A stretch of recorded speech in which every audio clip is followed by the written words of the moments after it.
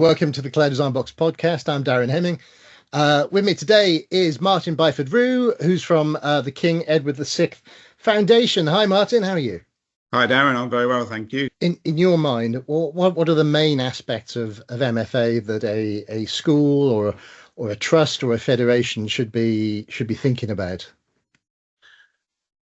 First and foremost, MFA is fundamental to security of all data in a school. Anything that's sensitive personal information, which is the vast amount of the data that we hold in schools, if you take out the curriculum materials, must be protected by appropriate means. And that these days, all the guidance tells you should include multi-factor authentication. And that really is the crux of it. You have to have it. There's no way around it. If you don't have it, it's not a question of if something will happen. It's when something happens. And then even with MFA in place, it's still not a question of if, it's a question of when, but you will be protected because you have it there as an additional form of security. Yeah, exactly. Because, and this is the truth of it, there are people right now trying to break into your accounts, whether that's your school account, your Microsoft account, your Google account, or your streaming media services, your shopping. There are people trying to get into your accounts right now. They're trying to guess your passwords. They know your username because they know your name and they know your email address. So they're trying to get in. And this extra factor of authentication, it's just an extra layer of protection, isn't it? It's wearing a suit of armor before you go into battle. Indeed, it is an extra tier, an extra layer of security just to prove that you are who you say you are and that you are authorized to access that bit of data. No more, no less. It's increasingly common in all financial organizations. All banks these days have got them. Online shopping, Amazon has got it. Or more or less every organization that deals with sensitive personal information has some form of multi-factor authentication in it. But for education, it's not new, but it is not yet where it needs to be in terms of being applied throughout the whole educational organizations across the UK. Yeah. And it's one of those things, it was kind of like, we should do it.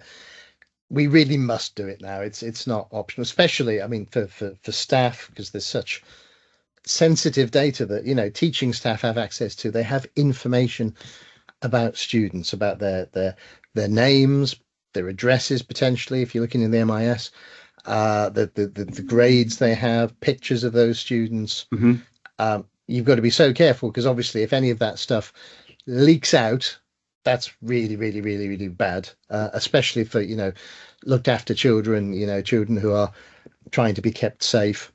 Yeah. It's really important that information about them isn't leaked out. Indeed. Well, so speaking of students, because we've talked about MFA for staff, and to me that's crystal clear. Staff need MFA. What about students, though?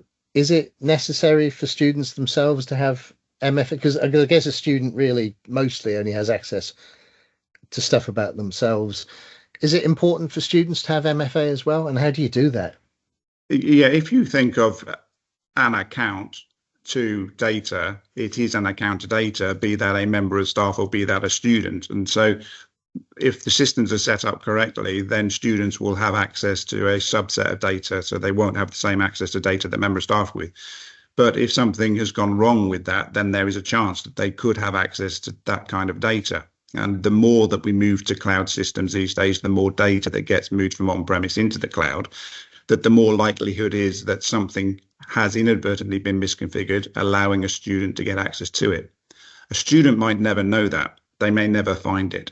But someone who's after your sensitive information would log on as a student account and they would browse around and they would see what they would find. So it is critical that students have some form of multi-factor authentication as well.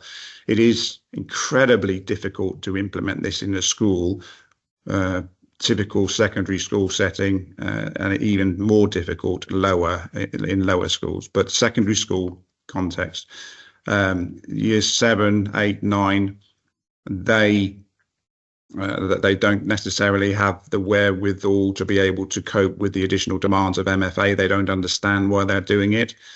The older year groups, the 10, 11, 12, 13, and then the key stage 4, key stage 5, if you like, they could have the necessary wherewithal and they could understand why they need to do it, but do they?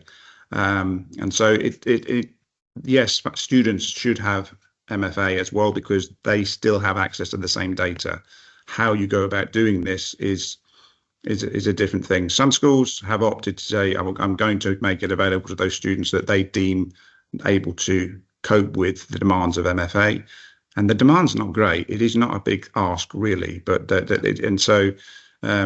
they have taken that decision. Other schools have said, no, we can't do this because it's going to disrupt our teaching and learning, and it becomes a barrier and a blocker. But fundamentally, all of your users are in the same environment. You can't guarantee that they don't have access to data that they shouldn't have, so they should have MFA.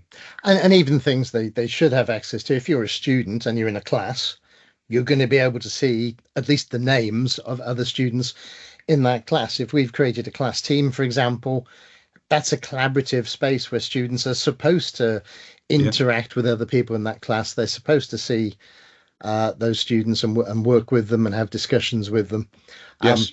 So yeah, and obviously if you're that student that's let somebody in by having a very weak password or sharing your password and telling a cousin or an uncle or something, or posting it on the internet, because stuff like that happens, you've potentially that stranger into that environment where they might see some other students, and so we don't want it to happen. What are the factors though that you could use as multi-factor authentication? What could you use as a student? What's the simplest way to do it? Well, there's a couple of different approaches, really. And Microsoft recently issued some guidance in the last couple of days on this as well, on some new approaches that they've got. But we may talk about that in a moment. Fundamentally, they need a device to identify who they are, a secondary form of identification. Now, mobile phones are out because they've effectively been vetoed in education, so we can't use those. However, we say we can't use those. Can we use those? Can we leverage the fact that students have phones and they could be used, but take out of the situation that they can't be used in school? Is there something that we can do to accommodate that particular scenario? And the answer to that is yes, we can do that. If we take out mobile phones completely, then we're saying, well, okay, how can we give them that secondary form of authentication, the multi-factor authentication? And then you come down to more or less FIDO keys or some sort of key that they can use, carry around with them to use. Now, that's a solution. It's a real solution and it's a viable solution. But if you take all of the operational considerations on board and into account when you do that approach, then typical school, 1,000 students. That's 1,000 FIDO keys that need to be provisioned and given to those students. They all need to be managed. They all need to be assigned, and the security associated with those needs to be done. Students lose things, so you need to take on board the management of those keys, giving them out again. So the logistics associated with the problem of giving multi-factor authentication to students is huge, really, when you've only got that avenue as a form of identification. So what do we do? It's a bit like chess, really, isn't it? Because if I move in that way, then I'm going to get caught by the rook, and if I go that way, the queen's going to get me. As you say, you're not allowed mobile phones. That seems to be the case. Having mobile phones on premises, certainly not in the classroom, is frowned upon. But then they are a really good way to get that second factor authentication. Now, what if there was a scenario where you maybe don't need multi-factor authentication, MFA, when you're in the school building and on the school network, but if you're at home, then you do need it, and therefore at home you could use your phone because you're allowed to have your phone at home. Yes. But in the school, that's bypassed. Is there some way of doing that sort of thing? Indeed, yeah, that's big. commonplace now. Google have a solution for that. Microsoft have a solution for that. They're the two main solutions that you're using in education these days. So yes, if you are in a school on a school network that has known IP addresses, then those IP addresses can be put into a conditional access policy, which will say, okay, don't challenge this person for multi-factor because we know they're in the school. They're likely to be a member of staff. They're likely to be a student. So we will resort to using password alone. But as soon as they step off that network, then they will become challenged for their secondary form of authentication. And you see this in place where you've been on the school network and you've perhaps then switched to your phone, and you suddenly get challenged on your phone for multi-factor because of course you're on the telephone's network then, and so that there's a different network, you're challenged. So it works, and that is a solution that is within reach of all schools using Google or Microsoft, and it's something that should be in place. So it's doable then. What I'm hearing Absolutely. is that combination of the conditional access to say, yeah, you're in school, it's fine. Yes. You look like a student, you're about the right size and height, and you've got uniform on, and you're in the school building. We trust you. And then when people go home, when the students go home, either they've got their mobile phone. Can't assume everybody's got a mobile phone with credit on it and connected to internet at home. So maybe you also need a solution where if you know that some students don't have that opportunity at home, they haven't got a mobile phone, they haven't got access to 4G or 5G or internet at home, maybe those kids get the FIDO keys? Yes, if the decision's been taken to roll out multi-factor authentication, then clearly the process that's adopted needs to be carefully discussed in the schools and to see what the approach is going to look like. If it's acceptable to say to students, okay, you can use your phones to do this. The process to set it up is very, very straightforward, very easy. By putting the multi-factor authentication client on, or the authenticator app as it's called, it doesn't give anybody access to data on your machines. It's purely used to authenticate you. And indeed, the same application you could use personally as an individual, a student or a member of staff, to give access to other services. For example, older students likely to have bank accounts, they can use it as that device as well. So it's a multifaceted approach and lots of benefits from doing it. If they don't have phones, then you still have the decision then, okay, do we not put this on for those students who have the phone, which I think is the wrong way to do this. If you're going to do that, then it's diluting the effectiveness of this. So you have to give them a different alternative solutions, which is a FIDO key or something. But there's much fewer of them, far fewer of them, and they can then the logistics of managing that problem and not a problem, the challenge, if you like, is much less. So there are solutions available. Put conditional access on so they're not challenged in school, and then when they step outside, then they become challenged. They've either agreed that they'll use their mobile phones, which is great, and if they haven't, then we've made a concession that will give you the FIDO key to get in. I think on balance, where this has been rolled out successfully in schools to secondary schools, then the vast majority of students have taken to it like a duck to water. They've said, yeah, we'll do it, it's not a problem. And students, they just absorb new technologies, new things, and it becomes their norm. So they're happy to do this.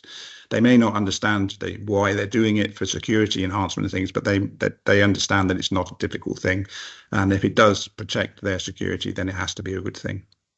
Fantastic. I know there's another, this is a bigger question. We'll probably come back and do a whole other chat about this, but one-to-one devices for students, the idea that a student has a single device that they carry with them in school, around school. They use it for all their note taking. They use class Teams on it or Google Classroom or whatever, and they take it home as well, and they do all their work on it, and all their homework and classwork and project work gets done on it. Obviously there are constraints to that because those things cost. And although the price of devices is coming down, We're not yet at a point where a school can say, yeah, we've given all our kids decent devices to use. But where that is available, where you have, even if it's not the whole school, but you have maybe certain year groups, maybe you just focus on, I don't know, years 10 and 11, and you say, okay, they're going to have their own one-to-one devices, or there might be some, parents need to pay or pay a contribution. If you've got that in place, could those devices in themselves act as a factor of authentication? Yes, they can, because those devices are become part of the corporate network, if you like. I say corporate, the educational network. They become a known safe device, and that in itself is a secondary form of authentication. For someone to gain access to your account, they not only have to be logging in and know the password, they have to have the multi-factor if that's being used, or they have to log in through a known device. So the interesting thing about this is that the one-to-one device conversation previously was linked and driven by educational benefits, and that alone isn't sufficient to justify the expense that's involved in putting these schemes in. But when you bring in what is becoming now mandatory requirement for multi-factor authentication, as from the Department for Education guidance about what needs to be in place, is now that MFA has to be there.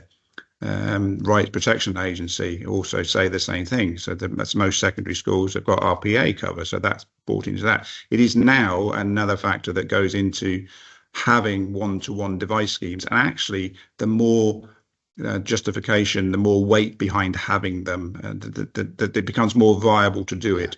And it's no longer a question of can we afford it, it's a question of can we afford not to, really, because we've got to do all of these other things. And fundamentally the reason that you would want them is because it benefits the child's education, of course. But I suppose that's a very long answer to your simple question is, can you use them as a secondary device? Yes, you can. If you've got one-to-one devices, then in actual fact, you don't need FIDO keys. You don't need any of the other things. So. Yeah, it's just one more reason to look at the one-to-one. Absolutely, if you yeah, can. For sure. I'm sure we'll come back to that, because that question is going to continue for years to come, I'm sure. I know where we'll be in 20 years' time, by the way. It's just how do we get there between now and then. And just one more question on the MFA, because we've talked about Microsoft. That's the world that you and I largely work in. Google Workspace exists as well in education. There are other things you can look at, but what about other tools, other web applications or websites that might contain sensitive data or give you access to things such as the MIS? I'm thinking. Should that have some kind of MFA on it as well? Yeah, they should have. Same rules apply, so it should have multi-factor authentication. Certainly an MIS or an HR data or a finance system should have.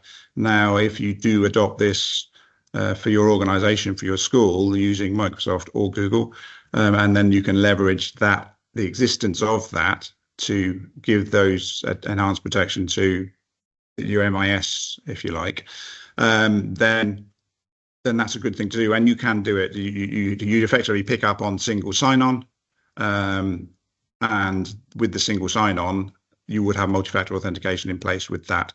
The question to ask when you do that, though, is you can do lots of things in IT, but whether you should do them is a different question. So if you're going to get access to sensitive personal information, do you want it made over simple by using single sign-on if it is giving you access to that category? So should you do it is a different question, but can you do it? Yes, you absolutely can.